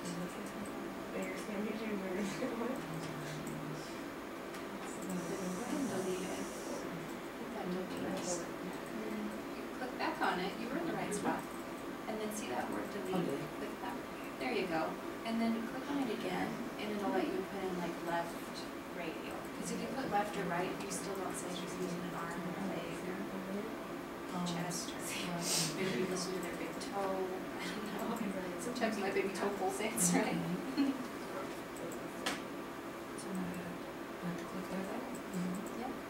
And now it's available for you. This class has a lot of independent learners, like, Yeah, Me. my one I yesterday think was too. it's you just would wanna the go to personalities, that's the interesting, site. because were they Go to yesterday website. too? Well, like, I think On so. Monday and Did you get Tuesday, it I don't know how every day? Tuesday was for you, but Monday, the first thing, I can't put my blood pressure in. Yeah. Everybody here's like, Tuesday I was can too, figure but this then out. yesterday I I was can like, click on this and so on. we were done early, it was crazy. How do I know it's not saved? So, I've never done. Yeah. so she, I Push got log save. in and save. Push Yep, save, and you push right? save, Right, yep. and then she's back to this. Yep. Back Once you on. save it, it kicks you out to the work list. Exactly. So, without putting a check in the box, highlight your vital signs and then click on view and edit. And it'll show you what you just entered, right? Because you're in view mode. So when you highlight it and you click on view, I'm just gonna save this real quick. It's highlighted, there's no checks, and the footer button that says view/edit. First you go into view mode, and what we just did is when you click on edit, you quickly find that you can edit your time, and it highlights it to remind you, do you need to edit your time or not? If you don't, then you can click on another field and highlight that and push edit, and then you can change that. And you can do whatever you need to do there. Click on a field here, push edit, you can edit it. So everyone has successfully entered a vital sign and edited a vital sign. Click on the last done column for vital signs. And do you see that it shows when this was created, when it was documented, when it was edited? If you click on that note, is everybody on this screen?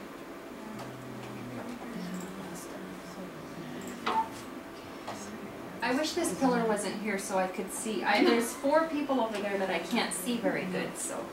There you go. Are you there? Okay. Not ridiculous. Jessica, where'd you go to get the item detail? For some Yep. reason, I'm lost. Yep, on the work list, on the last done column. By what you're, Okay, sure, that's the deal. Alright, got it. Okay, yes, thank you. Very good, you're at it. last one's down to the box.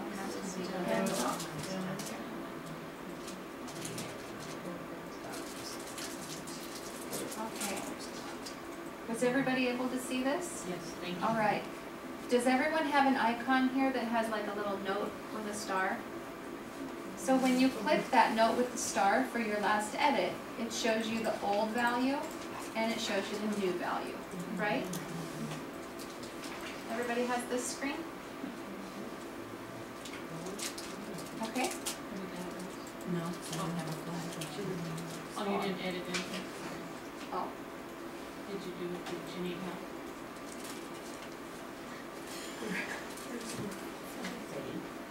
There's no flag thing on there. You don't have an icon on your screen? No. Okay. If you, I bet you charted new. You're just like taking vital signs like new on this patient, like so good and thorough. And they're all new entries. So we don't have an edit to view. So if you wanted to view an edit, you'd have to have an edit first. If you clicked on go back to the work list, and if we highlight in here but we don't put a check in the box, and see how it's highlighted in green, you just click on the word, and you push view edit. This mode isn't documenting a new occurrence, it's showing you what the last documentation was, and you can click on it to edit, and you can change your respiratory rate from 20 to 30.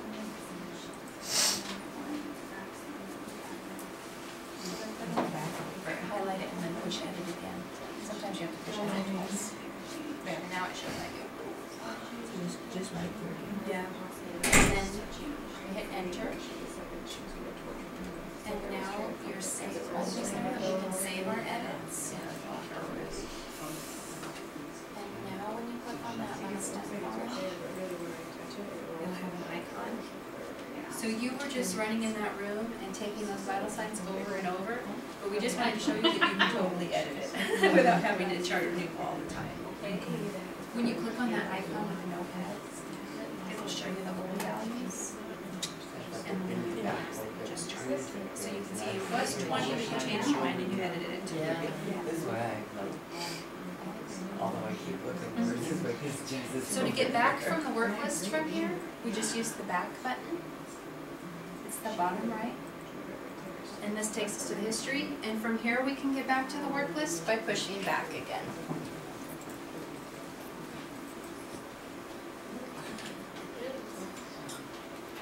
Is everyone back to the work list? Okay.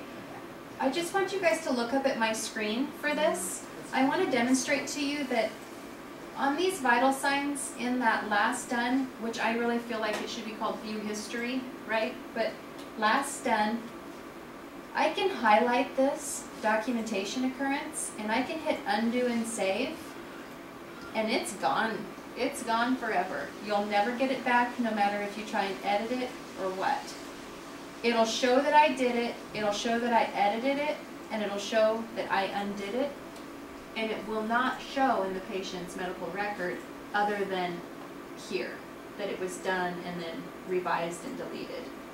So when I click in my medical record to view my vital signs on this patient, this entry won't be included, and there's no way to get it back. However, if I need to get it back and I did this by mistake, right, because I'm in this screen and I hit undo and save and I'm like, oh crap, what did I just do? Remember, you can click on this icon and it'll show you the values and you can write them down, and then you can go into your work list from here. You can put a check in the box, you can hit document, you can change your time to reflect the time that you did it, and you can put them in exactly as what they were listed there. So you want to be careful that you kind of match that, especially if you do that as a mistake, right? Because you can undo an I did it to get your clocks back. Remember when I charted? I just saw your eye peeking around the corner. You can click on all those clocks by accident. You set your elbow on there and you chart that you did it. And you can come in here and you can hit undo and you get your clocks back. Well, if you click undo by accident on something that deletes all those questions, you can still click to see the questions. You just can't restore them. So you can like do a screenshot or something or print it or just write it down. And then you can go back in, edit, or not edit, but go back into document and remember to change your time to match that exact time that you made the mistake and deleted it by accident. Just be careful about that undo and save button is the take home from that.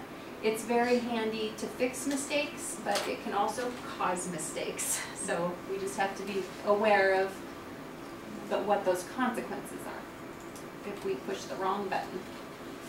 But it's not gone forever. We can fix it. So if you get stuck and you need help fixing it, and you're like, oh crap, I just deleted every vital sign on this patient ever.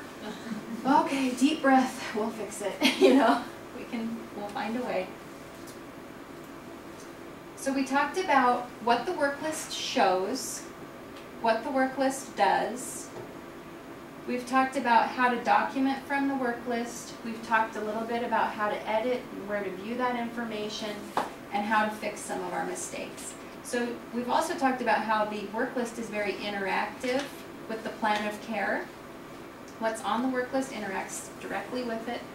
And also what we chart is saved in real time in the patient's electronic medical record. The electronic medical record refreshes every 5 minutes. So what we've just charted for vital signs, somebody else can open the chart and view as soon as we save it. All they have to do is refresh the record and they can see it. So it's real time. So Dr. So-and-so wants to see the vitals. When they're in this section of the record, which is the electronic record, we'll talk about that in next week's training. They click on vital signs, they can see everything I've charted as soon as I save it. And they can even see my assessments, which show up here in the patient care tab. They can even search by who did it, that kind of thing.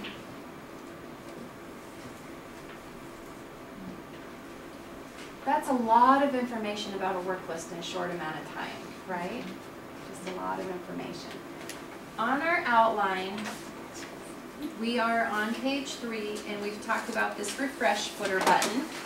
And the notes on there just tell you that this refresh footer button not only just refreshes it between the auto refresh, but also it'll clear off all the check marks. So we put that in your notes for you. That change view footer button, it's underlined. If you do change your view, never save it to your preferences, or this will make it very, very difficult for core team members to assist you during live. In fact, the next step would be just don't even go in there, right? Don't go in there for now. The add button, we all know what that does. It adds items to your work list. The not done footer button, we all saw what that does. We can get rid of those old clocks, say so-and-so from the previous shift didn't do it. We can say not done previous shift. But we also should take that a step further as a professional respect to one another and send him an email or something and say, hey, I noticed this was still on the work list. I signed off that it wasn't done previous shift, so next time you come in, you need to go into so-and-so's chart and maybe fix that, if you did it or not. Plus, we might be wondering, did this get done or not? So it would even warrant a phone call, maybe. The View Edit footer button, you click on that, you highlight the name of the item that you want to see, but you do not put a check in the box, right? You only click on the name and it becomes highlight. When you highlight it, you can click to View Edit in the footer button. It takes you right into view mode. If you want to edit something, you click on the item you want to edit, and then you click the Edit footer button, right? And then you can save your edits. So page 4 of your outline, at the top regarding edits, it says that you should always remember that you can view anyone else's documentation, but you can only edit your own. In fact, if you're in something and you're trying to edit somebody else's documentation, It won't even let you, okay? There is some settings in the background that we do to set that up. So if you're able to edit somebody else's documentation, that's an oversight. You shouldn't be doing that. It's illegal and you need to notify somebody so that we can fix that for you. I'd like you to click on vital signs and just go into vital signs one more time. Put a check in the box and push document. Does anybody have, up here in this green highlight area that's reminding me to check my time for sure, does anybody have 2 arrows like I do, or do you just see this top one? I have two. Top one. You have 2? I have one. You have 1? Devin? Devin. Nothing special. We're setting you up for illegal activity if we don't Oh my fix God. that. So when Devin clicks on this arrow that's by her initials, she can change it to a different username that's associated to this patient, and now I'm charting that Allie did these vital signs. Boom. Which is so illegal. Boom, yeah. So Mine still has it too. you still have core team access. That's what I was Yeah. thinking. Go I ahead hesitate when I and did say it. Kathy did these items.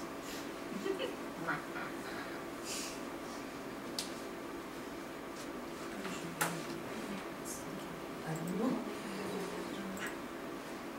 It's me. Sounds like Katie.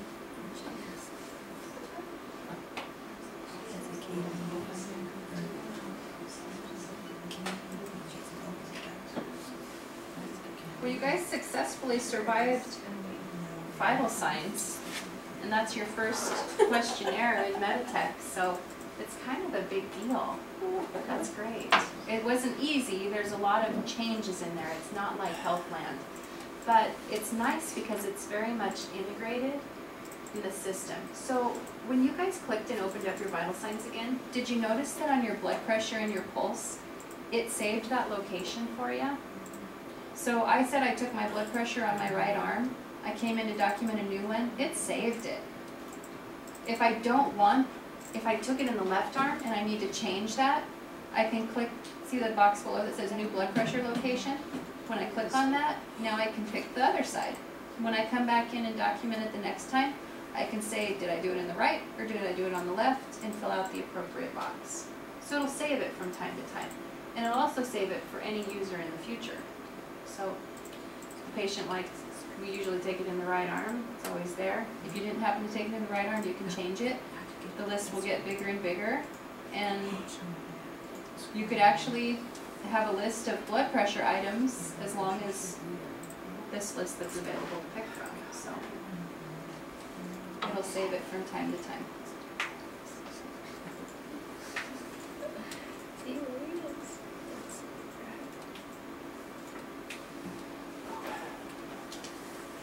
Okay, in your screenshots, this is going to be your reference guide. And so we've talked a lot about the outline notes. I'd like you to take notice of the first page in your binder. It's what you would see is the help button. If you're on the work list and you push the help button. So everybody remember where that help button is? It's our little saving grace. It's the bottom right external links button, it's that question mark. It's actually that same last tab where you took the outline out in the first place, and the first page after the outline. Kind of flipping backwards, I think.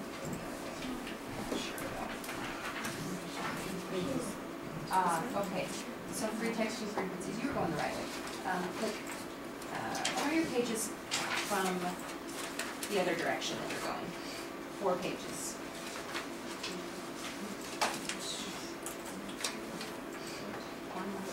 There you go. And right now, take the flag off your outline, that little tab that's on your outline, and put it on that page. So that way, this one? It's that one. Yeah, let's put a place saver on your outline, because when you go to put your outline back, it'll go in front of this page, and then you'll move your tab on your outline, but this will be your saver as binder for now, so you put your outline back. So this is the help screen. Yes. Same thing for just one ahead of that. Hold on underneath that tab. Tab is where she did There? That's where you'll put your updated itinerary.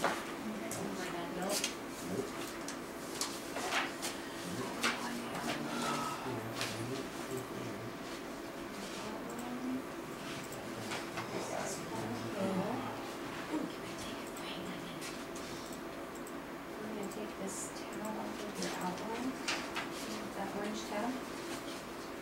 We're gonna take this off, and we're gonna put a place saver in here. And that'll be where, when you come back to put your outline in, you'll know that that's the start of the section. Okay, we'll get caught up in the binder and then we'll take a break. So on this help screen, everybody's got it. We highlight a few things here for you. It says, I gotta talk where the microphone can hear me. So this is the first page of your binder.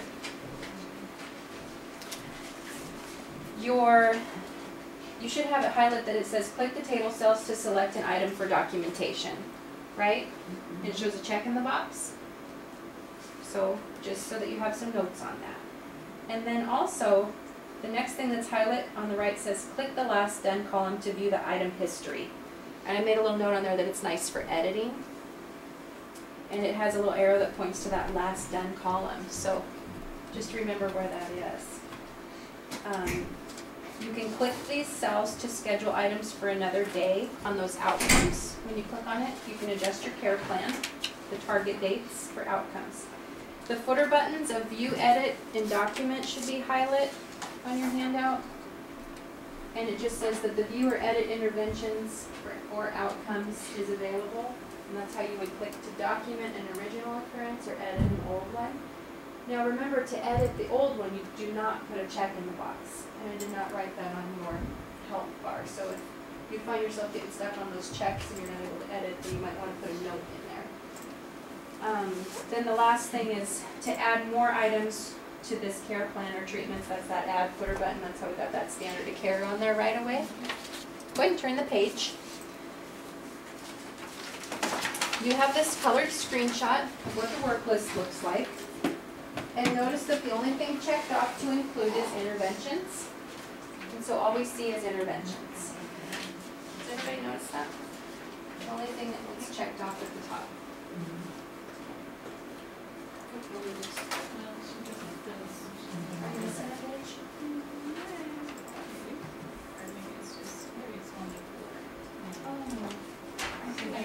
Yeah, I think I started going wrong.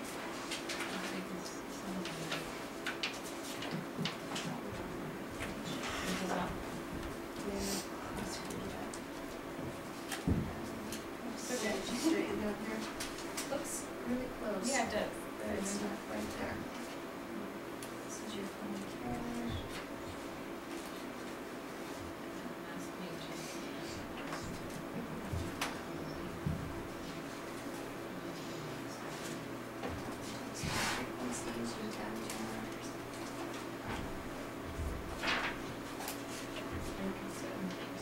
This is what I heard last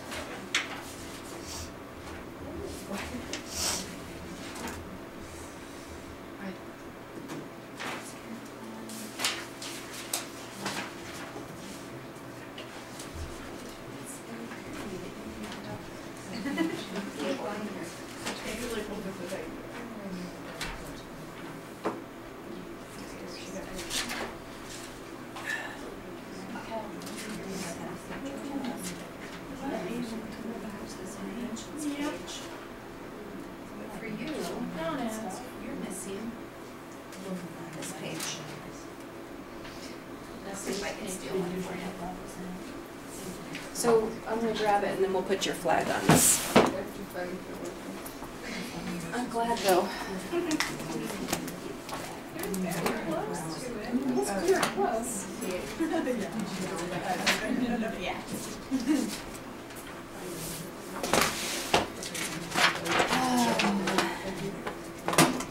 Reminds me of what Tosh always says. She's like, I'm in binder hell in this office. There we go. Sorry.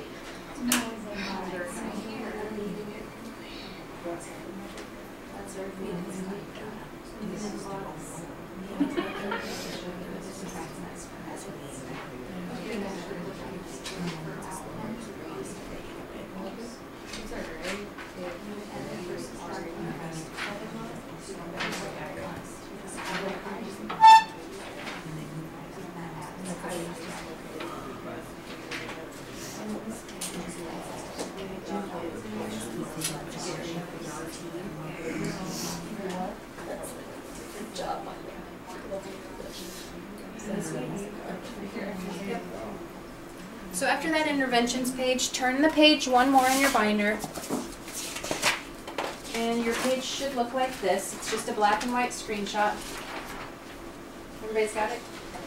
Notice how you have the RXs listed on the left and the circles at the top. Everything's checked off here. The interventions, the outcomes, and RXs. So it changes your view.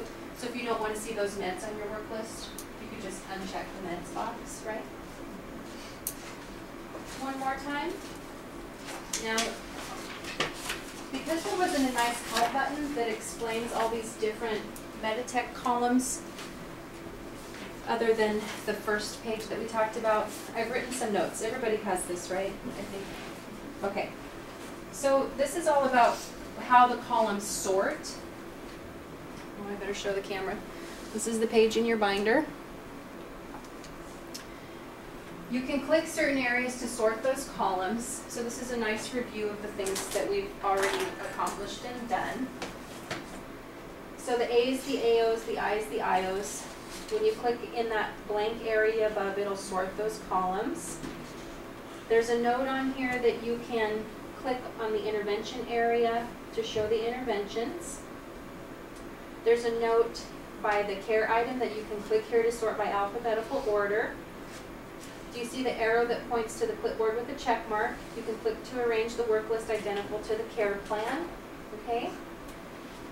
The clipboard with the clock, you can click to sort by the frequency. That blue question mark column, I really think it should actually be called item detail, but it's just the blue question mark. And there's a screenshot of what that legend looks like. If you turn 2 pages down, the next page in your binder is that free texting frequencies. Everybody flagged that page. The one after that, it just shows a screenshot of that legend. So if you forget that you can click on the blue box, there's a picture there to remind you. So you can click there. The next column, I also have an arrow pointing to that blue question mark with that box that says click on the blue question mark to view the legend. So it's written on this page as well. The next column for last done, I wrote on there, click here for item history. And I just am reading this to you because my handwriting sucks, so I wanted to make sure you knew what that note said.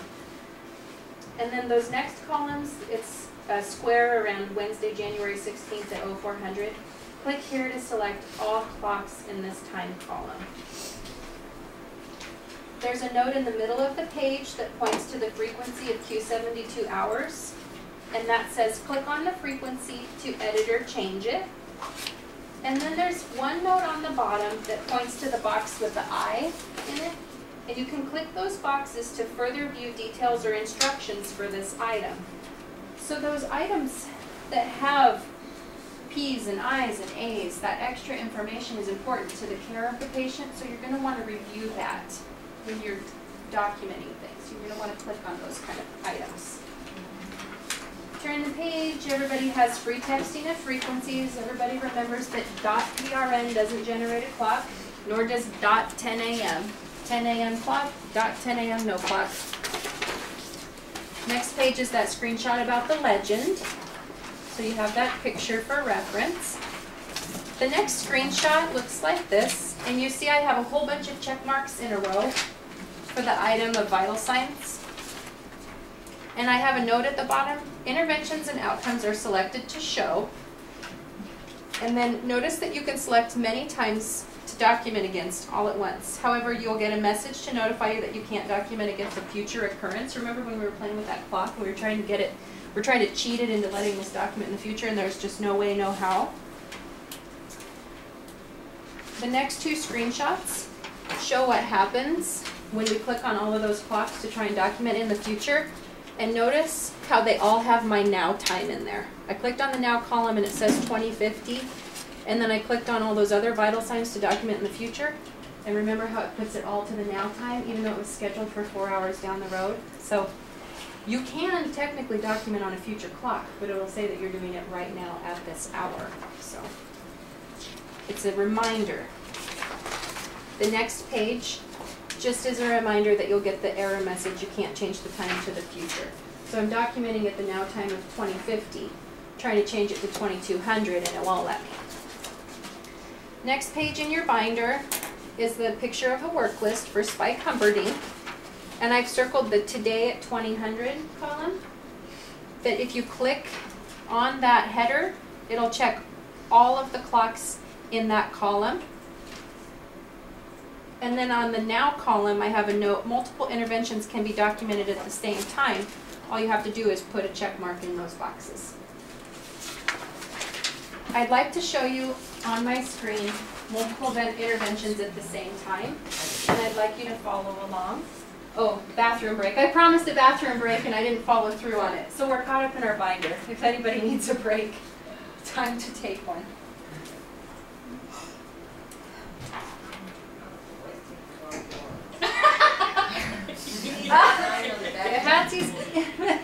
Sandy's going in the closet. I'm gonna take a bathroom break in this closet.